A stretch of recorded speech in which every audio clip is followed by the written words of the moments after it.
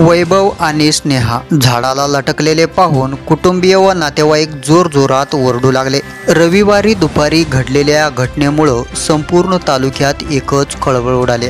त्यांनी इतकं टोकाचं पाऊल का उचललं याचं कारण अद्याप गुलदस्त्यात आहे। या प्रकरणी पोलिसांनी गुन्ह्याची नोंद केली असून घटनेचा तपास सुरू केलाय। पोलिसांनी दिलेल्या माहितीनुसार वैभव आणि स्नेहा आमले हे दोघे संगमनेर तालुक्यातील साकूर येथील रहिवासी होते। अगदी 3 महिन्यापूर्वीच दोघांचा विवाह झाला होता। विवाहानंतर दोघेही पुणे शहरातील एका खाजगी कंपनीत नोकरी करीत होते। काही दिवसापूर्वी दोघेही अचानक गावी आले। रविवारी सायंकाळच्या सुमारास त्यांनी मुळा नदीच्या जवळील मांगमळीत झाडाला गळफास घेत आपली जीवनयात्रा संपवली। दरम्यान वैभव आणि स्नेहा यांचा मृतदेह झाडाला लटकलेल्या अवस्थेत एका गावकऱ्याला दिसून आलं। त्याने आरडाओरडा केली असता आसपासचे लोक धावून आले। वैभव आणि स्नेहाची आत्महत्या केल्याची घटना संपूर्ण तालुक्यात वाऱ्यासारखी पसरली। माहिती मिळताच घारगाव पोलीस घटनास्थळी हजर झाले। दोघांचेही मृतदेह खाली उतरून शवविच्छेदनासाठी रुग्णालयात पाठविण्यात आलं। पोलिसांनी सदर घटनेचा पंचनामा केला असून घटना कशामुळे घडली याचं कारण मात्र अद्याप समजू शकलेलं नाही।